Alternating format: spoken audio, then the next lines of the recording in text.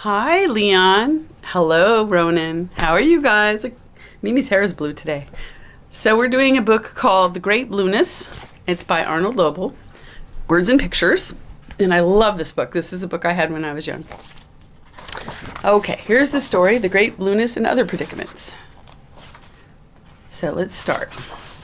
Long ago, there were no colors in the world at all. Almost everything was gray, and what wasn't gray was black or white. It was a time called the Great Grayness. See how everything's gray in the mountains? Every morning, a wizard who lived during the time of the Great Grayness would open his window to look out at the wide land.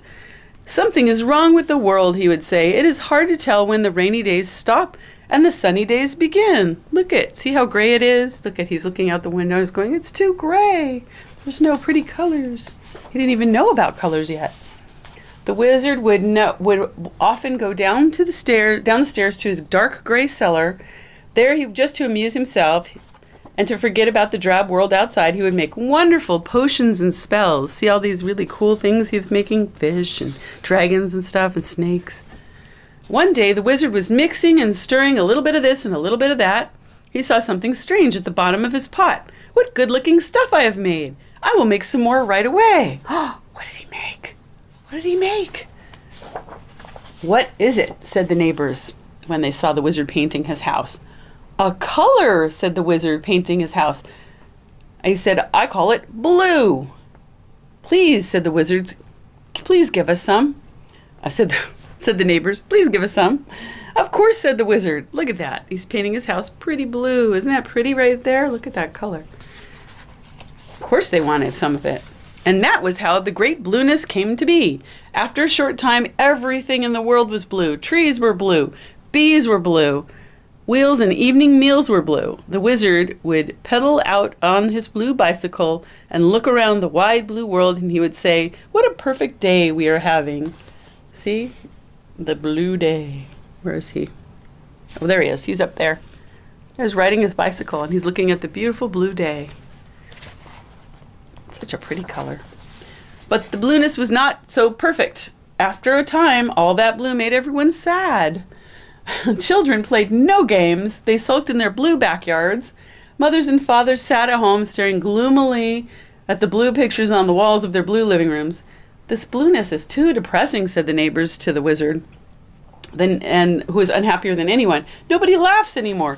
Even I myself have not smiled for days, he said. See, it's just made them sad, unfortunately. I must do something, said the wizard, as he slouched down the stairs to his dark blue cellar. He began to mix and stir a little bit of this and a little bit of that, and soon he saw something new in the bottom of his pot. What did he see? Now, here is some happier stuff. I will make more of it. What is that? Said the neighbors when they saw the wizard painting his fence. I'm calling it yellow.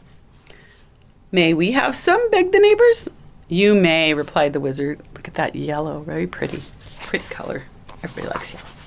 And that is how the great yellowness came to be. Look at that! Oh my gosh, so yellow. After a short time, everything in the world was yellow. There was not a fly speck of blue anywhere to be seen. Pigs were yellow, wigs were yellow, stairs and dentist chairs were yellow. The wizard would gallop out on his yellow horse. There he is. And to explore the wide yellow world, and he would say, what a fine day we are having. So pretty. Yellow's a lovely color. But the yellowness was not so fine. After a time, all that yellow began to hurt everyone's eyes. People walked about bumping and thumping into each other. They were squinting. They could not see where they were going. The yellowness is too bright, too blinding.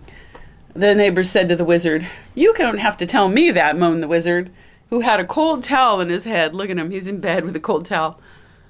Everyone has a headache, and so do I. Look at everybody.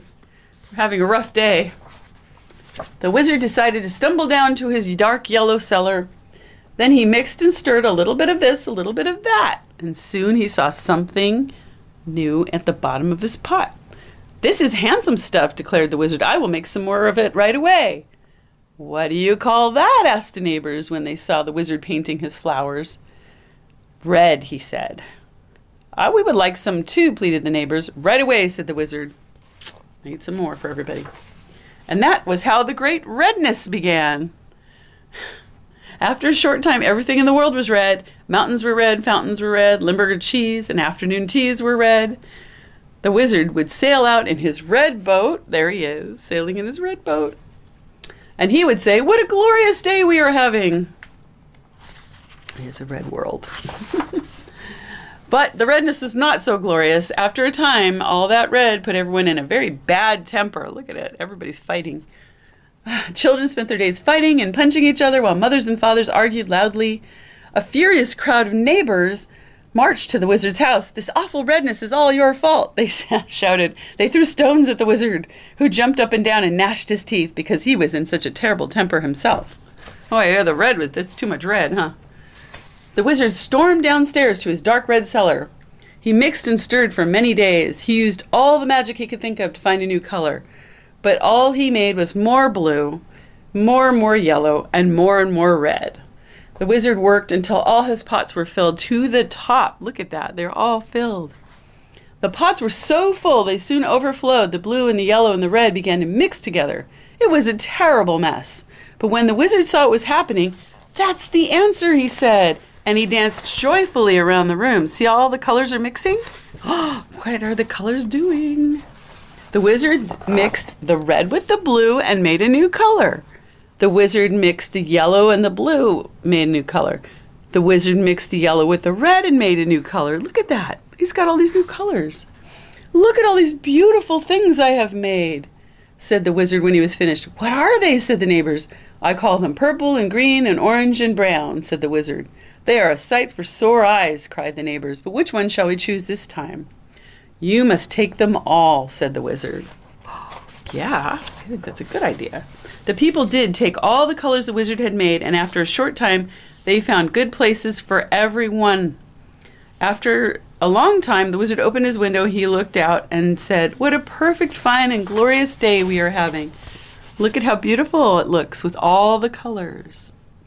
And there's the wizard having a glorious day. The neighbors brought the wizard gifts of red apples and green leaves and yellow bananas and purple grapes and blue flowers, and at last the world was too beautiful to ever be changed again. The end. I hope you liked that one. I love that one. That's one of my favorites. Anyway, I hope to see you soon. Love you so much. Bye-bye.